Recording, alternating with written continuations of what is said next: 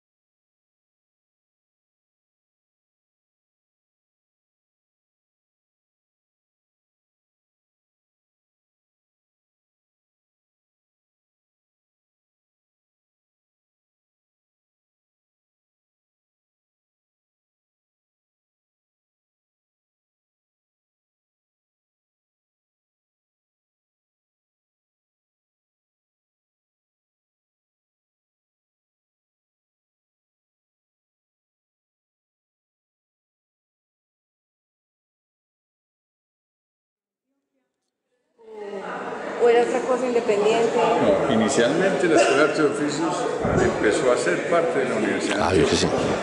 Desde el año siguiente de la fundación. En 1870 se instituye, se hace el reglamento, se publica el reglamento en el 70 y en el 71, cuando la Universidad de Antioquia empieza a llamar Universidad de Antioquia, porque antes se llamaba Colegio del Estado. Ah, sí. Colegio provincial, se llamó Colegio del Estado. En ese momento eran los Estados Unidos de Colombia. Y Antioquia no era, bueno, igualmente, que te vaya bien, Antioquia no era un departamento, era un estado soberano, como era Cundinamarca, era nueva. Entonces, en el 71, la Universidad de Antioquia se funda o se refunda con 5 escuelas o 6 escuelas. La Escuela de Derecho y Ciencias Políticas, la Escuela de Ciencias Naturales, la Escuela de Literatura, la de Filosofía y la Escuela de Artes y Oficios. Entra a ser parte del sistema universitario. Luego, la escuela tiene crisis en los 80, sale de la Universidad de Antioquia, se cierra un tiempo, en la guerra civil, en la guerra del 85, después se vuelve a ingresar a la Universidad de Antioquia un tiempo, a comienzos del siglo XX, y después se transforma en 1910 en Escuela de Artes y Maquinaria, que es cuando Horacio es el director y a su vez es profesor dentro de la escuela. En el 16 le toca cerrar la Horacio. Y ahí la Escuela de Artes y Oficios tradicional, la que se había fundado, desaparece, pero se reabsorbe en las escuelas salesianas a través del Pedro Justo Berrío, y en el Instituto Pascual Bravo también se hace otra Escuela de Artes y Oficios que continúa. O sea, que hoy es algo muy... que está hasta hoy. Entonces los salesianos y el Instituto Pascual Bravo y el Pedro Justo Berrío continuaron con la Escuela de Artes y Oficios. Hoy no hay escuelas de artes y oficios, en Colombia desaparecieron. Cuando se habían...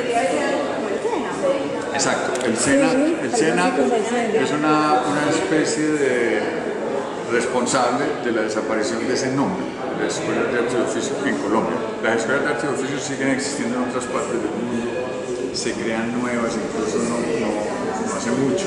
Tenemos rastros de escuelas de artes y oficios en África, en Asia. Es un proceso de mundialización a través de la difusión por medio de los imperios, porque eso lo inician los ingleses. Después los Foucault, un aristócrata francés que viaja a Inglaterra, conoce la institución en Inglaterra, donde el desarrollo industrial está, esto es siglo XVIII, ¿no? Hacia 1700. Claro. Claro, Es formar técnicos. lo hicieran bien. Es una, pues por una parte está eso y por otra parte también está el desarrollo de los trabajos de los artesanos. Los artesanos se vinculan mucho a las escuelas de artes y oficios y dentro de ellas fortalecen sus gremios. Pero también porque ya pasan a ser el artesano, pues queda ahí con la, no sé, con la cuchillita, y ya también una cosa personal ya más. Sí, algunos de ellos logran establecer un taller propio con maquinarias. La artesanía, entonces con un martillito. Pero es que las herramientas, divino, eso pues Sí. es una belleza. Todo lo que hay allá, eso es una belleza. Sí, vamos a hablar hoy de la parte de Horacio Marino como maestro, como profesor. Sí, vamos a hacer enseguida, si quieres, un arranque allí con la exposición. Hacerlo, proponerlo. Hagan.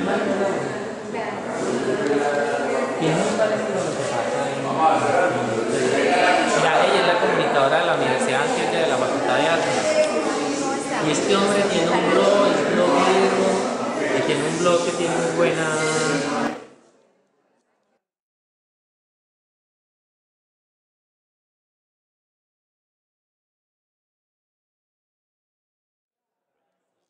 En primer lugar, pues, muchas gracias por estar acá. A Gabriel Mario Vélez en particular, que es decano de la Facultad de Artes de la Universidad de Antioquia, quien ha estado al frente de la apertura de esta sala, que viene a ser la séptima sala del programa expositivo que tenemos de Horacio Marino Rodríguez, que se inició el 27 de septiembre, justamente hace 2 meses. Inauguramos la primera sala en la Universidad de Afit. Hay una octava sala que también está realizada por la Facultad de Artes de la Universidad de Antioquia, que sale desde acá, desde esta plazuela, que está compuesta por 2 rutas. Enseguida, al final de este recorrido, les voy a entregar el documento que les va a permitir recorrerlas con más detalle. Por ahora, esta séptima sala, digamos que es un poco la corona de laureles de Horacio Marino Rodríguez. Horacio, como lo hemos mostrado en las otras salas, fue tallador de lápidas, fotógrafo, dibujante, pintor, constructor, arquitecto, ingeniero y además un maestro, pero en el pleno sentido de la palabra. No simplemente un profesor, un instructor, un docente, sino lo que uno puede nombrar como maestro, es decir, un transmisor de unos saberes muy especiales que cultivó en su vida y que finalmente encontró instituciones y medios para transmitirlos permanentemente. Tenemos rastros en estas vitrinas de Horacio Marino siendo profesor en 1899. Él había nacido en el 66, en el 99 tenía 33 años. Ya había sido fotógrafo, había sido tallador, había sido... Esa década, mejor dicho, esa década última del siglo XIX es al mismo tiempo la época en la cual Horacio es pintor, tallador, fotógrafo, inicia sus estudios como arquitecto y es al mismo tiempo el inicio de su trabajo como docente. En el 99 lo encontramos siendo profesor en la Escuela de Varones, Normal de Varones, en la Escuela Normal de Señoritas y en la Escuela Normal de Institutores. Resulta que hemos descubierto que existían 4 escuelas normales finalmente y la de institutores. También rastreando encontramos que de nuevo Horacio y su hermano Luis Melitón están trabajando juntos. Horacio es profesor de la Escuela Normal de Señoritas y Luis Melitón también. Encontramos que fueron profesores poco después, en el 1902, Horacio de la Escuela Normal de Institutores y Luis Melitón de la Escuela Normal de Institutores. Eso está documentado en el periódico El Monitor en particular. Luego, también en esas vitrinas están los documentos que muestran a Horacio como profesor de la Escuela de Artes y Oficios o Escuela de Artes y Maquinaria. Pues pasó por esos dos nombres. Sí, es bien interesante ese cambio de nombre, ¿no? Quitar oficios y poner maquinaria. Hay algo que está pasando en el proceso industrial de la ciudad, en el proceso económico del país. Y en la concepción modernizadora de la ciudad. Claro. Está pensando en un ejercicio civilizatorio a través de este tipo de esquemas de formación. Sí, sí. E incluso lo más interesante de ver estos niños que entran a una escuela de artes y oficios, pero que al mismo tiempo hay un patrón ideológico que está siendo puesto ahí, que es lo que vos has planteado en varios escenarios. Como lo que se está formando también es una actitud moral, una construcción de ciudadanía a través del uso de los oficios. Sí. Y las máquinas obviamente estaban entrando a ser parte de estas nuevas escuelas mucho más tecnificadas, justamente. Ya no es solo lo que decías ahora, Mónica, el taller clásico artesanal del artesano con sus herramientas manuales solamente, sino que están apareciendo los motores.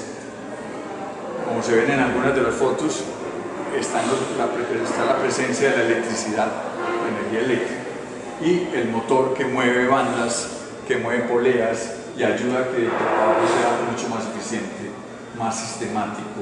Es esa aparición, en el caso concreto de Medellín, de la industrialización y la Escuela de Artes y Maquinaria como parte acompañante de esos procesos industriales, justamente en esa primera década del siglo XX.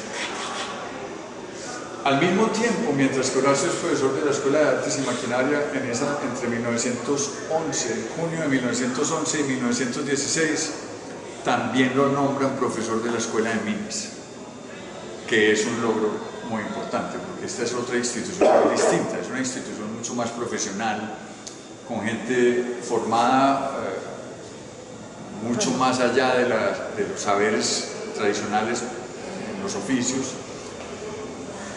Es importante decir que Horacio entra a la Escuela de Artes y Oficios, Escuela de Minas, perdón, no por los títulos que tiene, sino estrictamente por sus saberes y conocimientos, porque no tiene títulos. Finalmente Horacio no termina ninguna carrera universitaria, no es ingeniero, no es arquitecto, no es abogado ni es teólogo, no. Es estrictamente un profesional que se ha hecho con su saber, con su estudio y con su práctica. En la Escuela de Minas tiene además unos vínculos muy interesantes.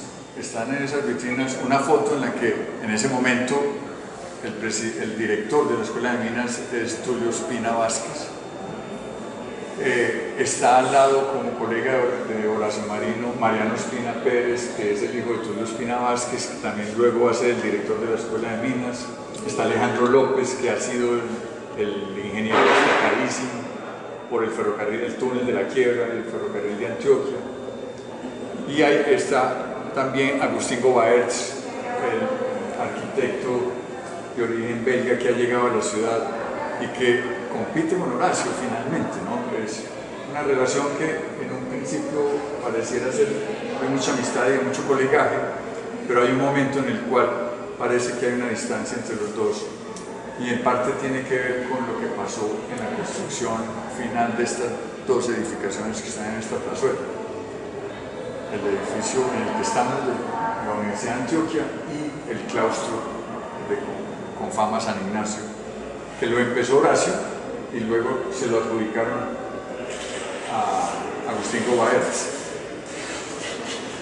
Hay algunas historias que hay que ahondar más todavía de algunas dificultades que tuvo Horacio justamente por la oposición que tuvo de parte de algunos profesionales graduados de la ingeniería y la arquitectura, considerando que Horacio no debería estar porque no tenía títulos. Hay por ahí rastros de una pelea muy fuerte de un alumno de él en la Escuela de Minas que después de que se gradúa dice y lo denuncia en la prensa diciendo que no puede ser posible que la ciudad le otorgue contratos a una persona que no tiene títulos. Pero bueno, eso obviamente no impide que Horacio continúe trabajando para la ciudad, con sus hijos, formando una institución que se llamó H.M. Rodríguez e Hijos, con la cual la ciudad se transformó de la antigua villa colonial a una ciudad con un estilo clásico, historicista, republicano, en fin, ecléctico, una modernista, en el que hay una mezcla de estilos, pero sobre todo el predominio de nuevos materiales. Eso, el cemento, el hierro, el vidrio, empiezan a ser parte de esa nueva forma de construir edificios. Incluso exotizante, en algunos casos buscando referentes muy ajenos. Sí, sí. No, es que una de las cosas interesantes de lo que hace Horacio y su oficina es que no están apegados a un estilo ni nacionalista, ni propio, ni auténtico, sino que al contrario, es esa actitud de la tradición del mestizaje que permite que se apropien de diferentes estilos y por lo tanto mezclen y creen cosas nuevas. Entonces, antropofágica, en esa perspectiva de Andrade.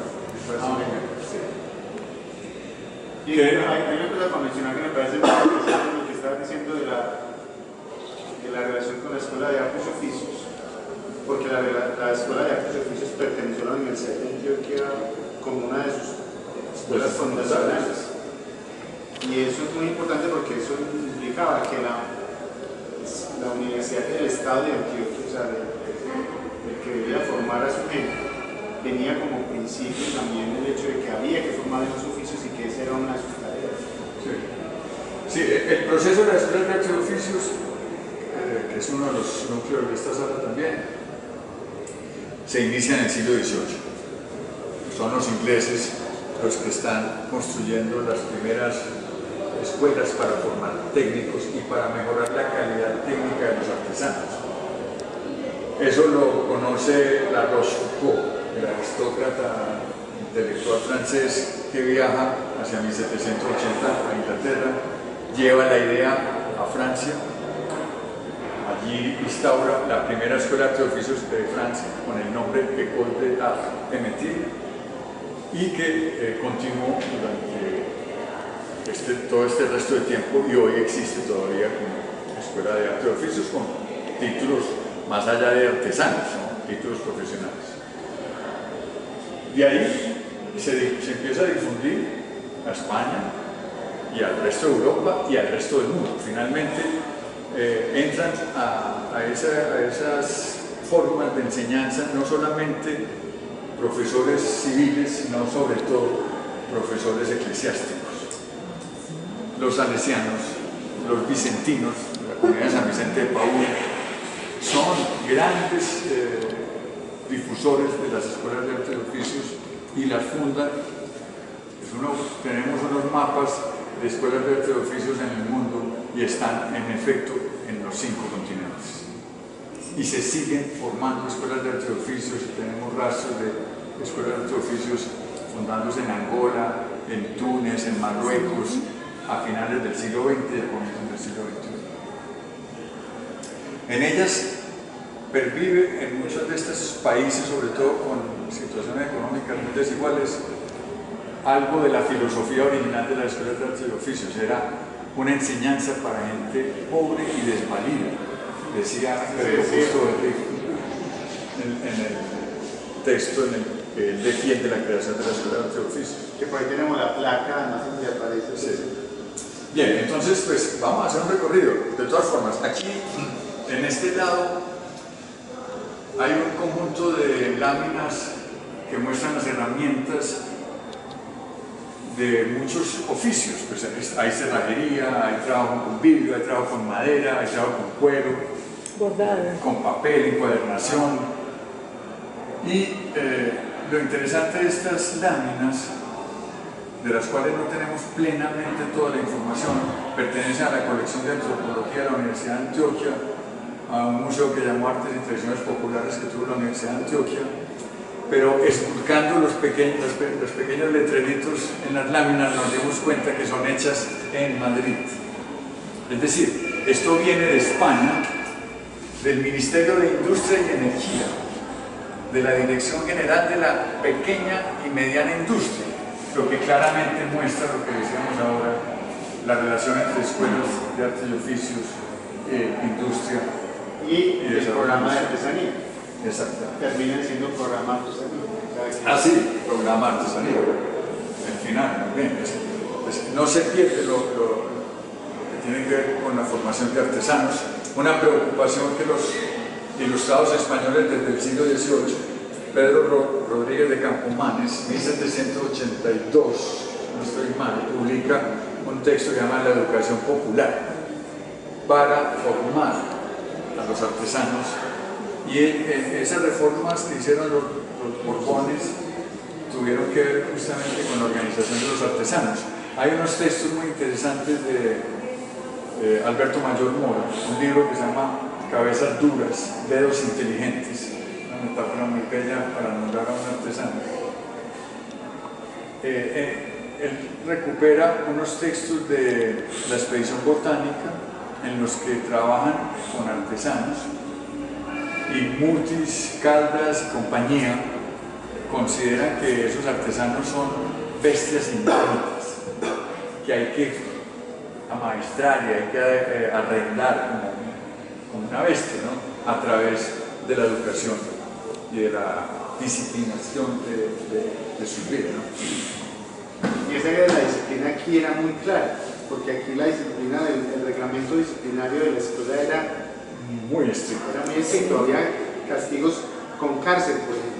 Si no se cumplían ciertas acciones, había una cárcel aquí y se encerraba a los aprendices por no haber cumplido con las tareas, o por llegar tarde, o por no rezar el rosario o la oración al entrar. El reglamento tiene esa clasificación de los castigos a los niños, a los adolescentes. Y ahora, lo interesante es que estas sanciones no es solo exclusiva de la escuela de reglamentos de escuelas de oficios, también estaba en el reglamento de la Universidad de Antioquia de finales del siglo XIX. También estaban los reglamentos de otras instituciones. Sí. Bien, entonces estas láminas lo que muestran también es algo de lo que dijimos ahora en relación con la mundialización de las escuelas de artes y oficios. Esto es otro ejemplo más de tantos que existen de procesos de mundialización y globalización a través de los saberes, de las prácticas, de las ideas, de las personas. Pues las escuelas de artes y oficios se difunden por el mundo y van creando en cada lugar que llegan procesos de adaptación, de apropiación y adaptación muy interesantes. Bien, vamos a mirar aquí este par de fotos que son muy interesantes también. Gracias, Gabriel Mario, por haber seleccionado esta foto de Horacio Marino con Luis Melitón en esa postura, porque pienso que esa foto es emblemática del maestro, de Horacio Marino como maestro, como transmisor de conocimientos. Esta foto es de la época en que Horacio acaba de escribir 18 lecciones sobre fotografía, es de 1897. Luis Melitón pues ya es un muchacho grande, ¿no? Tiene 22 años, pero está aprendiendo fotografía con su hermano mayor.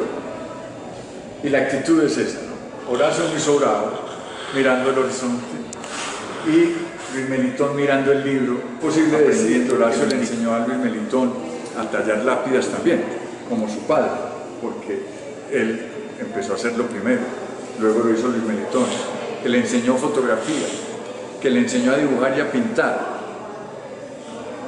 Y Luis Melitón lo siguió con plena convicción, porque Horacio lo hacía muy bien.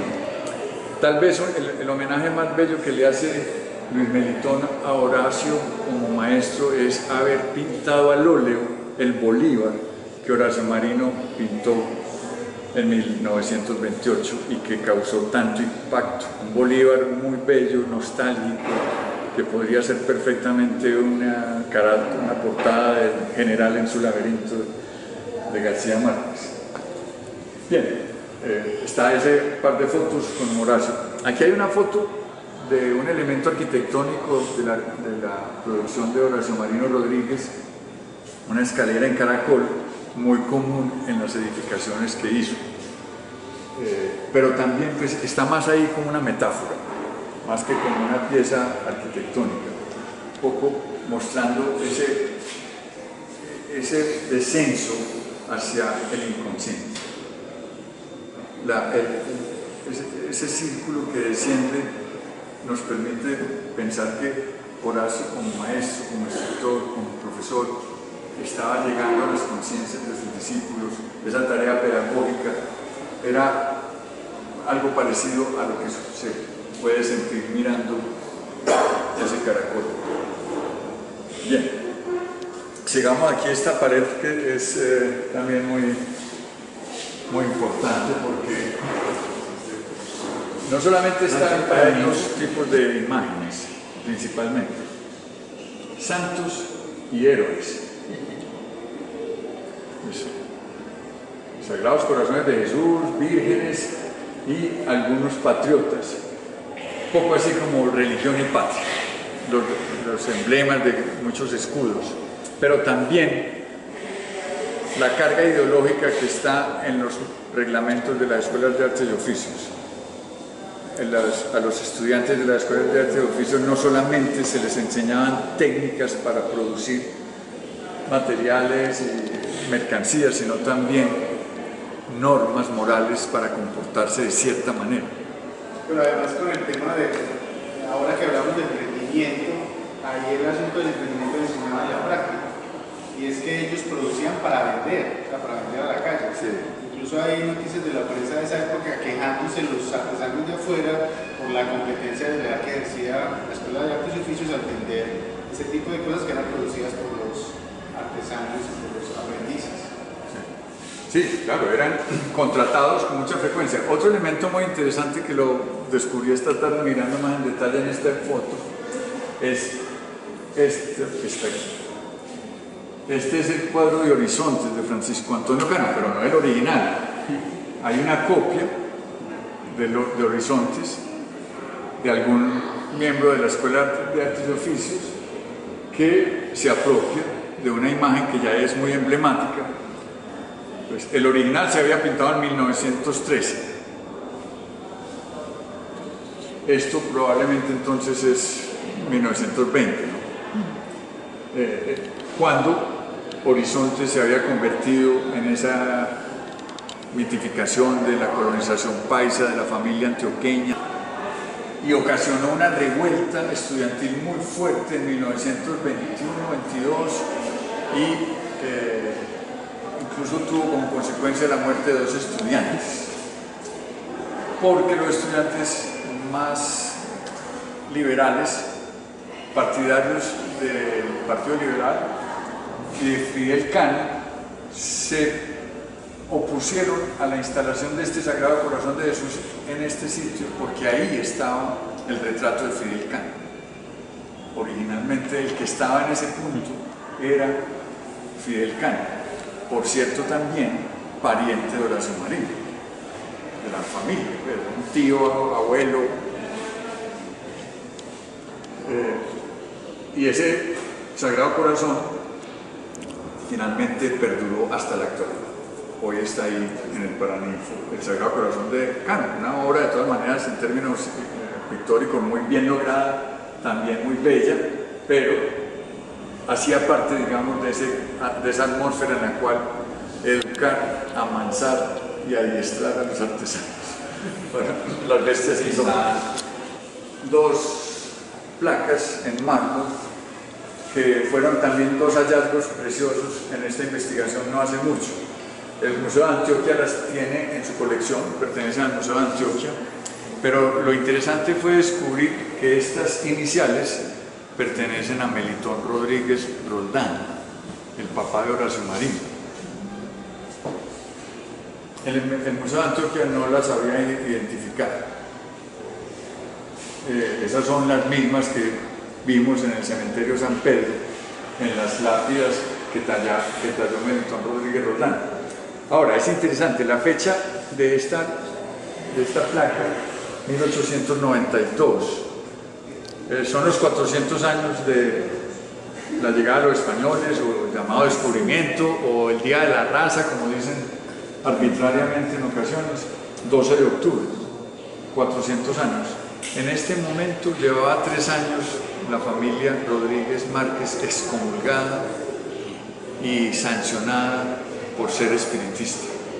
Es muy probable que justamente Melitón incursione en hacer placas no para los muertos del cementerio, sino para otros muertos, en este caso Bolívar, héroes, patriotas, buscando formas de ganarse la vida, porque entre las sanciones que dio la Iglesia Católica no estaba simplemente la excomunión, sino prohibido a los demás católicos darle trabajo a estos señores espiritistas tan peligrosos. Bueno, esta placa es también interesante, sobre todo porque menciona a Pedro Augusto Berrío, que fue un gran conservador políticamente, pero al mismo tiempo uno puede pensar con cristianos y católicos. Recuerden que Pedro Augusto Berrío devolvió 2 alemanes que llegaron aquí en una misión alemana porque eran protestantes, y mandó a traer otros 2 alemanes pedagogos, pero católicos. Esa placa pues es importante en ese sentido. Bien, esta foto, que pertenece también a esta misma que está al lado de las 2 urnas, fue un gran logro de esta exposición, porque es una gigantografía muy especial. Con ella pueden ver muchos detalles. Pues aquí vemos un taller de la Escuela de Arte y Oficios en la que hay ya electricidad. Se puede ver el motor moviendo poleas, los cables eléctricos, pero también cero seguridad industrial. No hay ningún guante, ningún casco, ninguna bota, ningunos lentes protegiendo los ojos. O sea, y además trabajo infantil. Estamos probablemente hacia 1915, ¿no? Esta foto es ya la electricidad trabajando en pleno.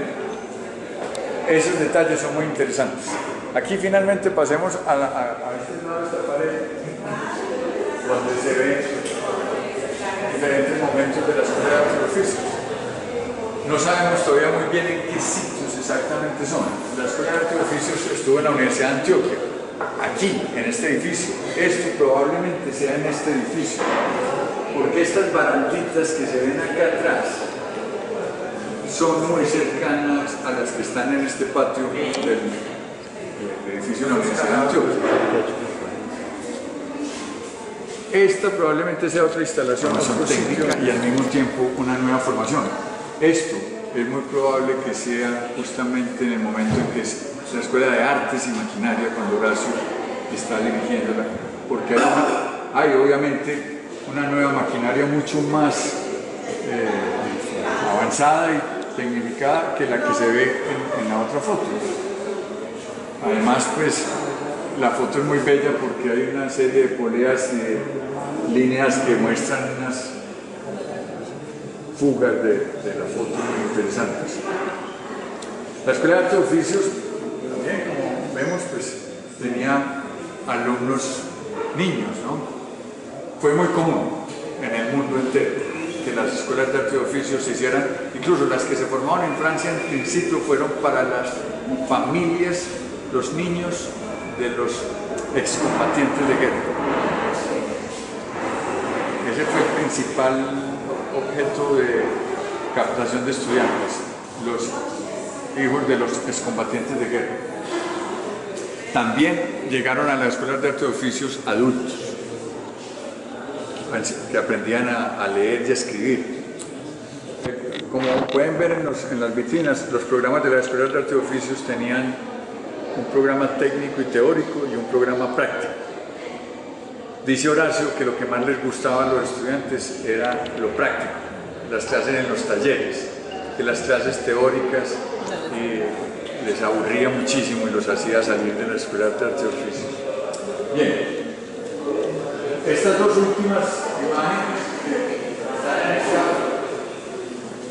pared, pues lo que quieren hacer de todas maneras es un reconocimiento a este edificio, a este sitio. Es la fachada de la universidad, un torreón del claustro. Y aquí está Ayacucho, no es la esquina de abajo mirando por detrás. Bueno, este es, digamos, como el homenaje a Horacio. Ahora, las vitrinas así muy rápidamente, pues lo que más quisiera mostrar es esta foto que encontramos no hace mucho en un libro de Peter Santamaría sobre la historia de la Escuela de Oficios, donde está Horacio Marino Rodríguez como profesor. No habíamos encontrado ninguna de ellas. Esculcamos mucho los mosaicos, por ejemplo, de la Escuela de Minas. El más antiguo que encontramos fue el 23. No sabemos si en el 24 Horacio permaneció mucho tiempo. No pareciera, porque en el mosaico del 24 no aparece él al lado de los demás profesores. Claro, pero de todas maneras en el 24 estaba en pleno apogeo H.M. Rodríguez e hijos. Entonces él seguramente tenía mucho trabajo como arquitecto y de ahí que fuera terminando su oficio como profesor. El maestro Horacio nos regaló hace poco una nueva sorpresa. Juan Carlos ya supo. No, Juan Carlos, ¿dónde está? No. El libro, el manuscrito de Historia de Medellín apareció.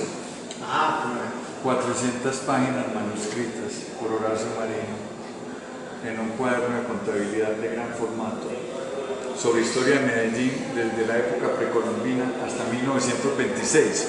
O sea, cuando él era profesor todavía ahí en la Escuela de Minas en el 24, estaba escribiendo al mismo tiempo y se dedica a escribir una historia de Medellín que es,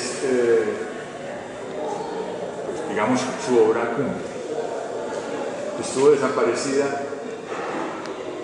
de casi 100 años, ¿no?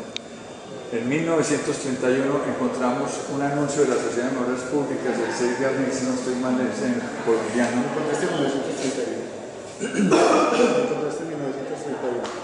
Casi 100 años, no, pues ahora... ¿O lo encontraste hoy de 1931? Exacto, el manuscrito estuvo perdido casi 100 años. Dice el anuncio de la Sociedad de Memoras Públicas que pues, le duele mucho la muerte de Horacio, era un miembro de la Sociedad de Memoras Públicas también, es otro elemento interesante, y que había legado un manuscrito de Historia de Medellín a la Sociedad de Memoras Públicas y ella se comprometía a publicarlo.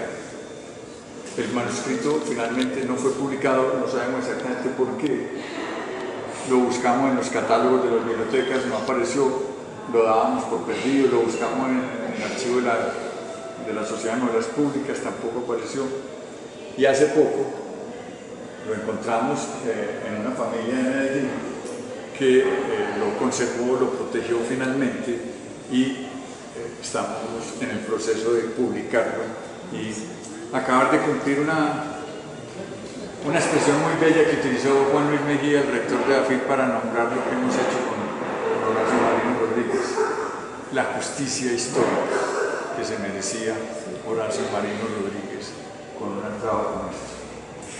Por último, sí, este es un texto en el que Horacio Marino da un informe al director de instrucción pública. Él es el director de la Escuela de Artes. Profesor de la escuela, al final de su vida, eso no fue lo último que hizo. No pareciera. Hasta ahora no hemos encontrado, Yo pensé que pues, teníamos indicios o documentos de su enseñanza en el año 14, 15, 16, 17, y no estoy mal, era el último año. Y Luis Fernando González, que también lo ha estudiado en ese capítulo, también entendía que había terminado sus clases al final de la década, de esa segunda década. Pero vuelve a ser profesor en el 24 según estos documentos. Falta terminar de revisarlos. Sí, pero pienso que tal vez no acompañaba mucho lo que estaba haciendo con su nueva sociedad, con sus hijos, que estaba creciendo y constituyéndose una sociedad muy importante para construir no solamente edificaciones, sino puentes, carreteras. Bien, vamos a regalar este plegable de la octava sala. Realmente estaban las dos rutas de ciudad que hemos propuesto a partir de las edificaciones algunas de las edificaciones que se conservan en pie de Horacio Marino Rodríguez. Y ahora tú también. Es un plegable que diseñó la Facultad de Artes de la Universidad de Antioquia, en el que hay varios elementos. En primer lugar, debo destacar el aporte de Luis Fernando González, que fue quien propuso qué edificaciones visitar en estas dos rutas. Hay otras que todavía están en la ciudad, que se han salvado de la demolición de muchas edificaciones de la ciudad. Los textos que hay acá, correspondientes a cada una de las 20 edificaciones, son escritos sobre leer cuando uno esté al frente de la edificación. Además está el mapa de Medellín con las dos rutas. La ruta número 1, que es la que está en números moraditos, en círculo morado, sale del claustro San Ignacio, claustro con fama, y se dirige hacia Teatro Pablo Tobón, Palacio de Bellas Artes, la casa de Ramón Villa, en el Parque Bolívar, en una esquina del Parque Bolívar al lado de la catedral.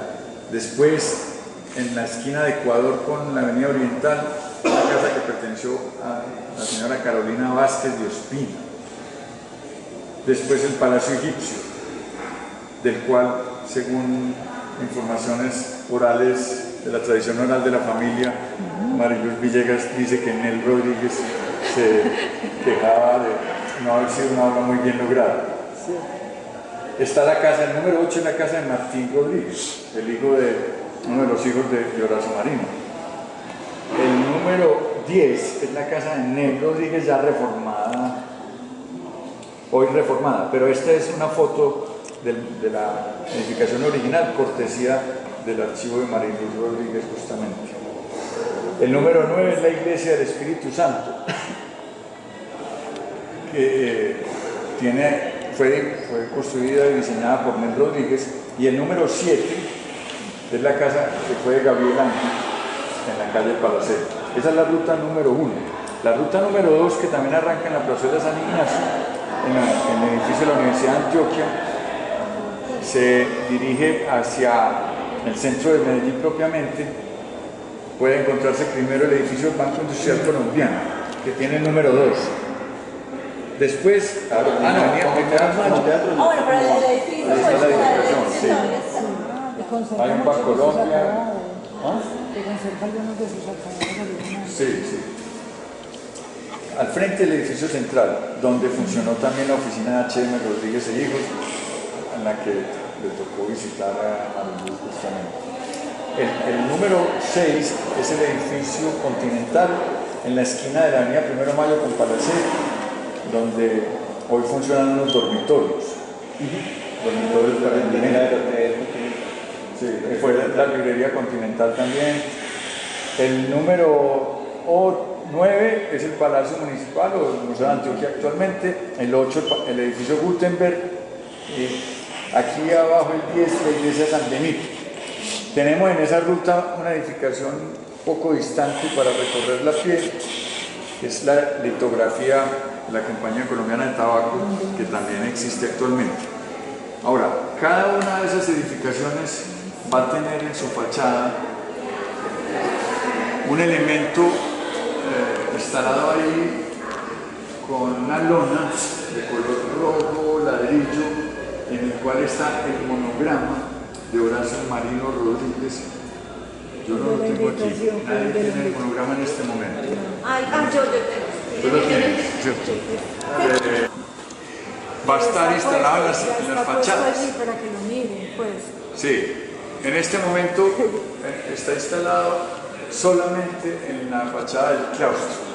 Mañana se instala aquí, no se alcanzó por falta de tiempo instalar en la fachada de la Universidad de Antioquia, y en estos días, compromiso de nuestro equipo de la Universidad de Antioquia, lograr el permiso de espacio público, porque ya tenemos los 20 permisos de los propietarios de las 20 edificaciones, tenemos empresas de 20 lonas, tenemos el mapa, pero nos falta el permiso de espacio público para poder no irnos a ganar una multa con la instalación de salón. Aquí ya hay uno.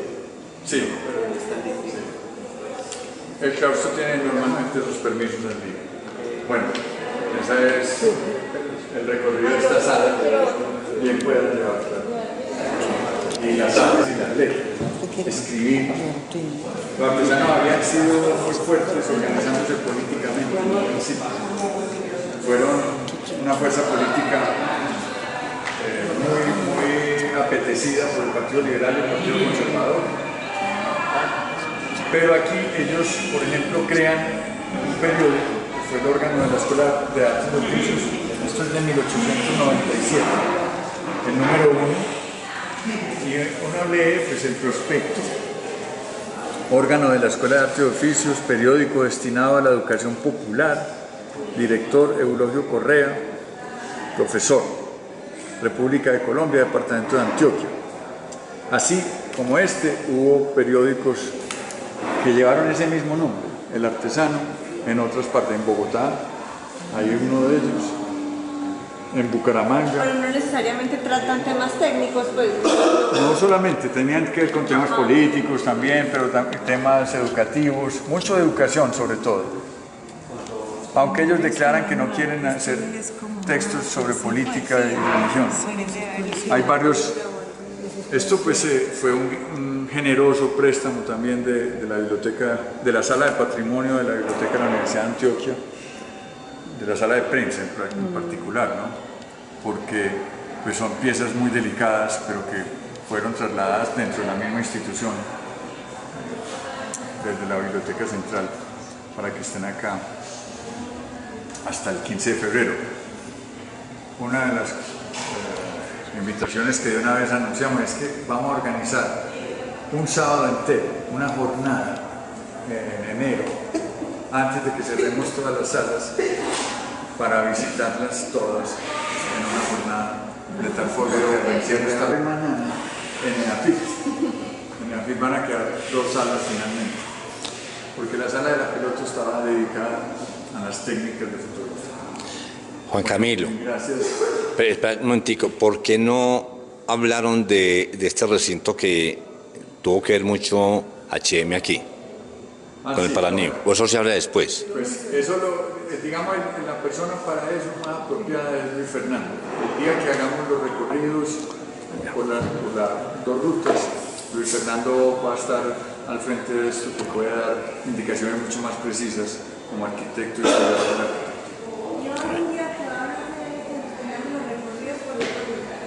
¿Con Luis Fernando? Sí, claro. Sí, sí. El mapa que nos entregaste hoy. Sí. Luis Fernando lo vamos a hacer, claro que sí. ¿Pero para el otro año o Sí. en enero? Allí.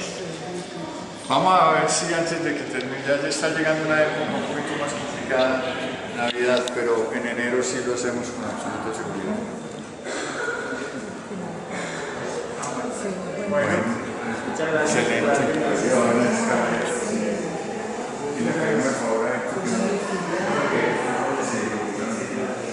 Pero estuvimos buscando piezas de los curas de oficio. Ellos hacen un montón de cosas.